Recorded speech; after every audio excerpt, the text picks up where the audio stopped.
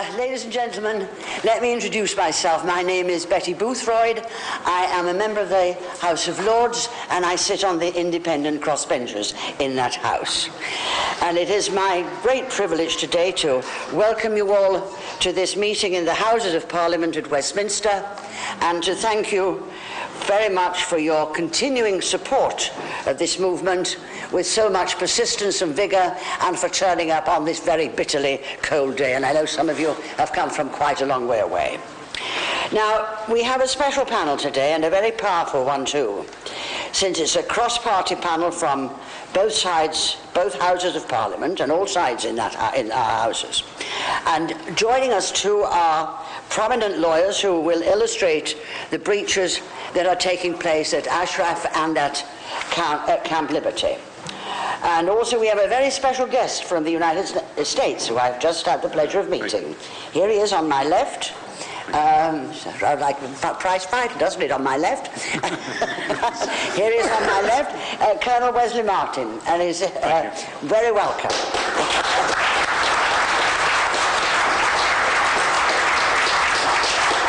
Colonel Martin is extremely knowledgeable about Camp Ashraf. He was responsible for the protection of the camp and was there when the United States government pledged protection to the residents after they voluntarily handed over their means of self-protection in that hostile environment. And shortly we shall of course be hearing from Colonel Martin.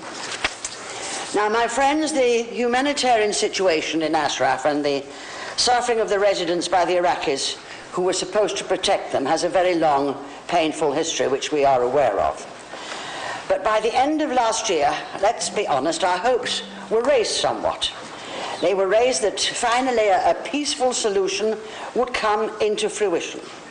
And despite having used their own resources and energy and the imagination on turning that barren land into a livable city, the residents decided to leave their homes for the sake of, and in the belief of, obtaining a peaceful solution elsewhere. I think, some of us ask ourselves, why did these people have to leave Ashraf to enable the United Nations to start its work in identifying each and every one of the 3,300 people there? And why couldn't they go through the usual United Nations refugee procedures without having to relocate inside Iraq? Just think of the cost of this transfer, the enormous cost it must be for Iraq. Some of us find that rather sinister, not quite understanding why that was necessary. We need an answer as to why the United Nations agreed to this. But what is more bewildering is the current situation. On Christmas Eve, the United Nations signed a memorandum of understanding with the Iraqi government, designated the former US-based Camp Liberty as the new relocation site.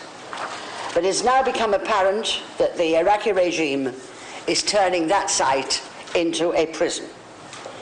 The residents are being denied access to basic sanitary facilities, to medicine, to medical treatment, to drinking water. They're denied access to their lawyers. Iraq insists they cannot take with them to the camp their belongings, their vehicles, their bicycles, whatever it may be. I think a more accurate description of Camp Liberty would be a concentration camp designed for the purpose of subjugation, and who can tell what the end will be for the residents there. Ladies and gentlemen, while human rights and property rights are being violated, the United Nations remains silent and doesn't publicly criticize the Iraqi government for the breaching of the terms of the Memorandum of Understanding, for violating the rights of asylum seekers which are enshrined in the United Nations charters and in international law, and for making the conditions of a peaceful settlement possible. So, my friends, we are here today to give voice to these issues. We seek an answer and a workable solution to the crisis. All of us here today stand with the people of Ashraf, We shall not allow them to be oppressed and ignored. We shall use what voice and what influence we have with our political parties, with our government, with the decision makers in the United States, the European Union and the United Nations Security Council to take action by implementing the agreements that are already in place to resolve this crisis and bring peace and security to the people of Ashraf, who, as our chairman Lord Corbett defined as the bravest of the brave. Finally, let me say this. We all know that historically women are not allowed their rights in the Middle East. Yet the women of Iran have taken a high profile in the most challenging circumstances and environment. Their brave stand for their rights and those of their fellow citizens is an inspiration to us all. And in particular, I highlight the role of their leader, Mrs. Maryam Rajavi, who is the driving force behind this massive international campaign.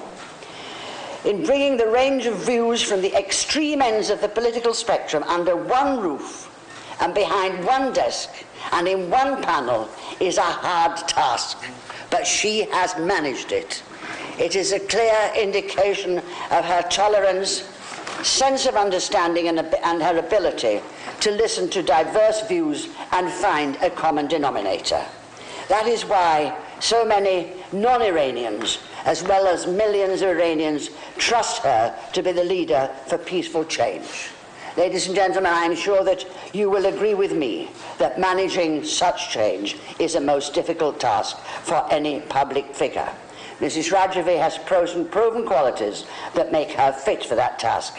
That is why we want to start today and send her very good wishes to her from this meeting. Thank you very much indeed.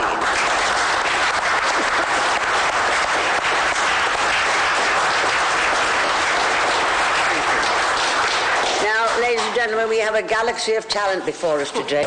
Now, our next speaker is a dear old friend of mine, not old friend, long-standing friend, let me put it like that. He's Lord Clarke of Hampstead, a distinguished leader of the campaign for Iran freedom for over 30 years, tirelessly supported the cause of democracy, and is a leader particularly in the campaign for the protection of Ashraf residents. My dear friend Tony Clarke, let's hear from you.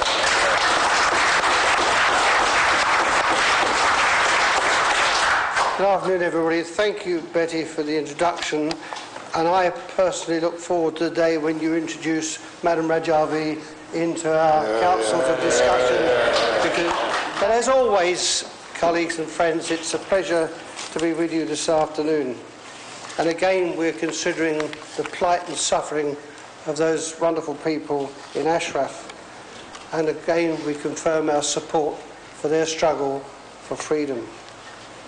Their cry for assistance and understanding from the international community must be heard, not just here in the safety and comfort of the British Parliament, but throughout the world, where decent people and their governments must hear their call for justice and freedom. Their plight and suffering from the oppression and cruelty of the puppet politicians of Iraq demands that we who have a voice use that voice. As Betty's just said, we have a voice, let it be heard. Many times this group has heard of the conditions of the cruelty that exists and that have been inflicted on the people of Ashraf, and there's no point in going over. In fact, we've just heard a description of Camp Liberty being like a concentration camp, exactly the words I put down for these notes. As the conversion of Camp Liberty is undergoing the high walls and the fences into a concentration camp, at the very time this is going on, we learn today from Baghdad, we have this man who is the representative, his name is down in Afar, the Mullah's regime, he's the agent in the ambassador in Iraq. He's actually saying to the world that Camp Liberty will have people in there from the Mullah's regime.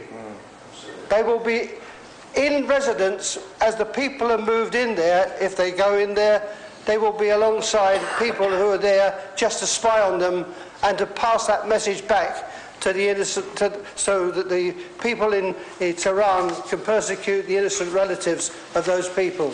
That's the sort of people we're dealing with. They're already saying they're going to be there, so everybody's going to be looking over their shoulder if they go there. So we can understand, we above all people in this democracy, as our chairman has said, we know what it's like to have oppression on our doorstep. It's not too long ago, I sometimes get criticised for harking back, but there are so many instances where we have seen cruelty and inhumanity, and the world has kept silent. It mustn't keep silent any longer on this. And I looked to my friend who I met yesterday, Wes Martin, from the United States. Our limited voice here has got to be backed up by a very powerful voice from the Secretary of State, and Hillary Clinton's got to get off the fence and start saying the things that we've been saying for years. These mullahs in Iran have got to be stopped, and the people of Ashraf, by association, have got to be free and allowed to live decent lives. Obviously they can't go back to Iran at the moment, but there's many places in the world where they would be much safer than where they would be if they were in that Camp Liberty. 2 years ago, Betty, we were in one of these rooms and we were talking about the appalling situation over that Christmas period. And then we saw the Arab Spring, where we actually believed that something could happen in Iran as well as those other countries. But it's a bit different when you're dealing with a regime that is so well used to killing, hanging, torturing people like the mullahs in Iran. So I'm not terribly surprised that the Arab uprising didn't get as far as Iran, but it will come.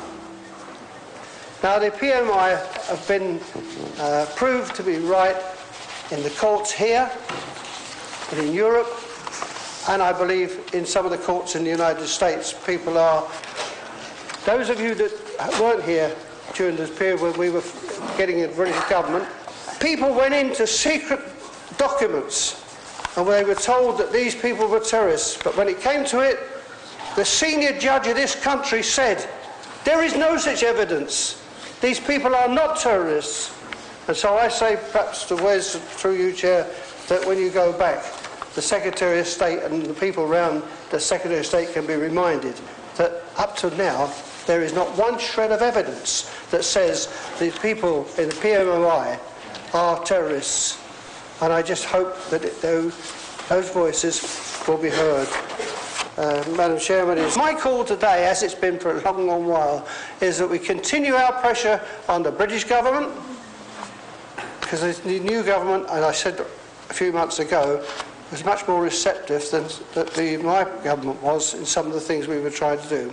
I just feel that our voice has got to be louder, but I do again call upon our dear friend Wes to go back home to America and tell the people there that without their clout and without their push, we're still fighting an uphill battle.